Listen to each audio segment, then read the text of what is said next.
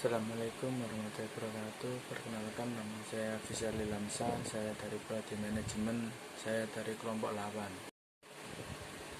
Saya di sini akan meresum beberapa materi dari LKMMTD. Materi 1 yaitu analisis kondisi lingkungan.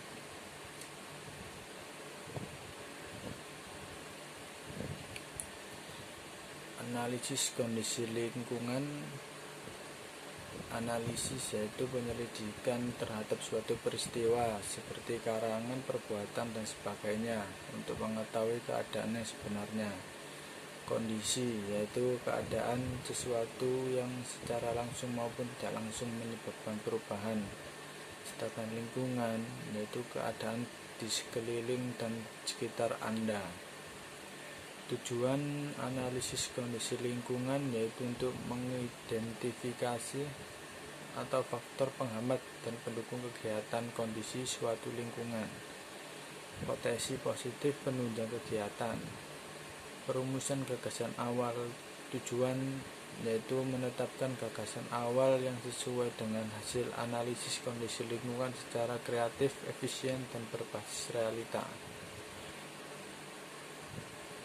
Kriteria gagasan awal yaitu 1. Menarik, fasilitas atau dukungan ada, penting, mudah, dan murah.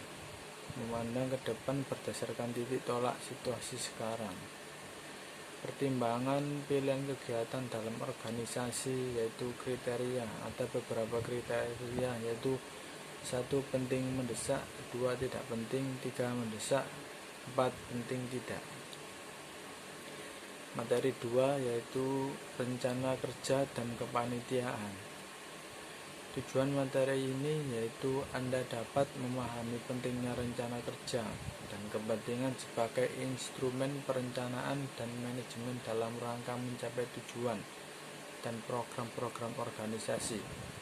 Anda memiliki keterampilan dasar dan menyusun rencana kerja dan kepanitiaan. Kegunaan rencana kerja yang utama adalah sebagai alat perencanaan dan manajemen yang berujung pada perolehan kerangka kerja atau framework sebagai pengarah dalam melaksanakan suatu pekerjaan. Rencana kerja yang disusun organisasi memberikan keuntungan dalam mengukur sejauh mana keberhasilan telah dicapai, mendistribusikan pekerjaan pada unit yang ada sekaligus mengkoordinasikan, mendorong orang dan unit yang ada dalam organisasi untuk bekerja semakin baik. Ada beberapa model rencana kerja yaitu 1. Rencana kerja sederhana, 2. Rencana kerja dalam satu kepanitiaan, 3. Rencana kerja dalam bentuk yang advance. Materi 3 yaitu administrasi dan kesekretariatan.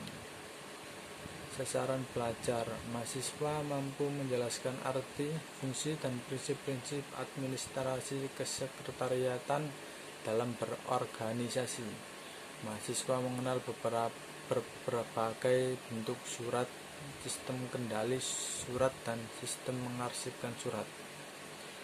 Kesekretariatan dapat diartikan sebagai keseluruhan rangkaian kegiatan, penataan terhadap pekerjaan perkantoran, dan tugas bantuan lainnya dalam rangka menunjang kelancaran pencapaian tujuan organisasi. Adapun pola penataannya yaitu 1. Merencanakan, menyusun, menghimpun, mencatat, mengolah, mengendalikan, mengirim, dan menyimpan.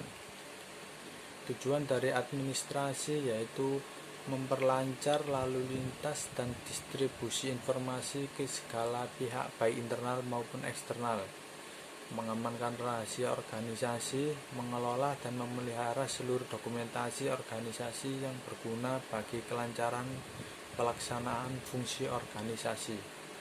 Fungsi dari kesekretariatan yaitu mengadakan pencatatan atau recording semua kegiatan manajemen sebagai pelaksanaan pusat ketatausahaan, pengendali informasi internal dan eksternal organisasi sebagai alat komunikasi organisasi.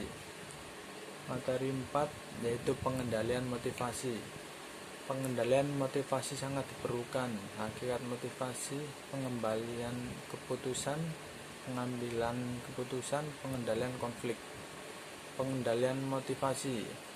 Menurut Mr. Jones, motivasi adalah suatu cara yang berkaitan dengan bagaimana perilaku seseorang dapat digairahkan, dipelihara, diarahkan, dan bila mungkin dihentikan. Definisi lain mengatakan bahwa motivasi adalah keadaan yang ada dalam diri seseorang yang dapat mendorong keinginan mereka untuk melakukan perilaku tertentu guna mencapai suatu tujuan yang dicita-citakan. Motivasi sangat diperlukan bagi seseorang karena seseorang bertindak kalau ada faktor pendorongnya. Faktor pendorong tersebut ada yang menyebut dengan istilah wish atau keinginan, drive atau dorongan, urge atau desakan, need atau kebutuhan maupun motivasi. Perilaku manusia bukan motivasi, tetapi hanya sekedar cerminan yang paling sederhana dari ada atau tidaknya motivasi di dalam dirinya. Motivasi secara umum bersifat individual sehingga masing-masing orang kondisinya saling berbeda. Materi 5 yaitu pengembangan program kerja. Program kerja mencakup teknik, penyusunan usulan kegiatan, penyempurnaan usulan kegiatan. Aspek yang mempengaruhi dalam perumusan usulan kegiatan yaitu kondisi lingkungan organisasi, kepekaan diri, wawasan diri, motivasi diri, visi dan misi. Analisis SWOT, kepentingan diri dan organisasi, ketersediaan sumber daya manusia dan sumber daya lainnya. Materi 6 yaitu berbagai pengalaman, model usulan dan pelaksanaan kegiatan.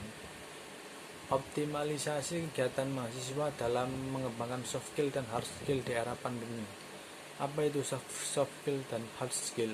Soft skill adalah kemampuan komunikasi, karakteristik seseorang, kecerdasan sosial yang melekat, serta kemampuan beradaptasi dengan baik dalam kehidupan bersosial. Sedangkan hard skill adalah suatu kemampuan yang bisa dipelajari serta ditingkatkan melalui latihan, pengulangan, dan pendidikan. Sekian dari saya. Wassalamualaikum warahmatullahi wabarakatuh.